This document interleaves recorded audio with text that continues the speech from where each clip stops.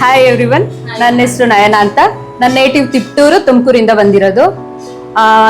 ನಾನು ಆಕ್ಚುಲಿ ನನ್ನ ಡ್ರೀಮ್ ಇದ್ದಿದ್ದು ಗೌರ್ಮೆಂಟ್ ಅಫಿಷಿಯಲ್ ಆಗಬೇಕು ಅಂತ ಇದ್ದಿದ್ದು.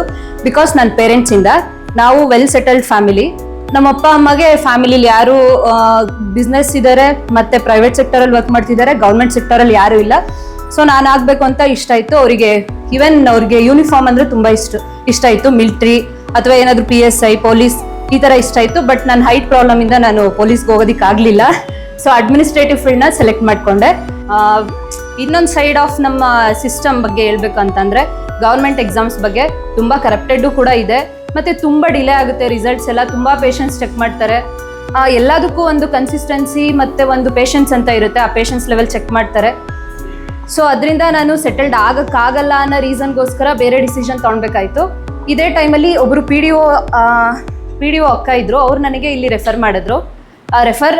ನಾನು ಇನ್ಸ್ಟಿಟ್ಯೂಟ್ ಎಲ್ಲ ಚೆಕ್ ಮಾಡಿದೆ, ಫೈನಾನ್ಸ್ ಆ್ಯಪ್ ಕೋರ್ಸ್ ಮಾಡೋಣ ಅಂತ ಅಂದ್ಕೊಂಡೆ. ಬಟ್ ನನ್ನ ಸೇವಿಂಗ್ಸು ಅಷ್ಟಿರಲಿಲ್ಲ. ಇದಕ್ಕೆ ನಾನು ಇಂಡಿಪೆಂಡೆಂಟ್ ಆಗೋದಕ್ಕೋಸ್ಕರ ಈ ಜಾಬ್ ಎಲ್ಲ ಸರ್ಚ್ ಮಾಡಿದೆ. ನನಗೆ 3 ಇಯರ್ಸು ನನ್ನ ಗ್ಯಾಪ್ ಆಗಿದೆ M.Com ಮಾಡಿ 21-22 ಔಟ್ಪುಟ್ಟು.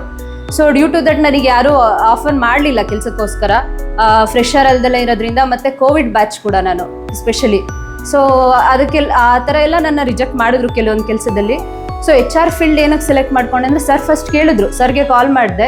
ಅವರು ಫೈನಾನ್ಸ್ ನೀನು ಓದಿರೋದು, ಫೈನಾನ್ಸ್ ಆ್ಯಂಡ್ ಟ್ಯಾಕ್ಸೇಷನ್ M.Com ನಾನು ಓದಿರೋದು. ಸೊ HR ಇಷ್ಟ ಇದೆನಾ ಅಂತ ಅಂದರು. ನನಗೆ ಯಾವ್ದು ಕೆಲಸ ಆದ್ರೇನು ಮಾಡಬೇಕಷ್ಟೇ ಅಂತ ಅನಿಸ್ತು. ಮೊದಲು ಫಸ್ಟು ಫೀಸ್ ಕೇಳಿದೆ.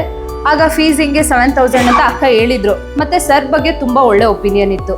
ಬೆಂಗಳೂರಲ್ಲಿ ಯಾರನ್ನೂ ನಂಬೋದಕ್ಕಾಗಲ್ಲ. ನಾ ಅಷ್ಟು ಯಾರನ್ನೂ ನಂಬಲ್ಲ, ಮತ್ತು ಅಷ್ಟು ಬೇಗ ಯಾರ ಜೊತೆನೂ ಮಿಂಗಲ್ ಆಗಲ್ಲ. ಸೊ ಅಕ್ಕ ಹೇಳಿರೋದ್ರಿಂದ ಸರ್ ಮೇಲೆ ನಂಬಿಕೆ ಇಡ್ಬೋದು. ಒಳ್ಳೆಯವರಿದ್ದಾರೆ, ಮೋಸ ಮಾಡಲ್ಲ. ಈಗ ಇನ್ಸ್ಟಿಟ್ಯೂಟ್ ಅಂದರೆ ನಾನು ಸಹ ಗೌರ್ಮೆಂಟ್ ಎಕ್ಸಾಮ್ಸಿಗೆ ತುಂಬ ಇನ್ಸ್ಟಿಟ್ಯೂಟಿಂದ ರೆಫರ್ ಮಾಡ್ಕೊಂಡೆ ಬಂದಿದ್ದೀನಿ. 8.5 lakh ಎಲ್ಲ ಮುಗ್ದಿದೆ ಖರ್ಚು ಮಾಡೋದಕ್ಕೆಲ್ಲ.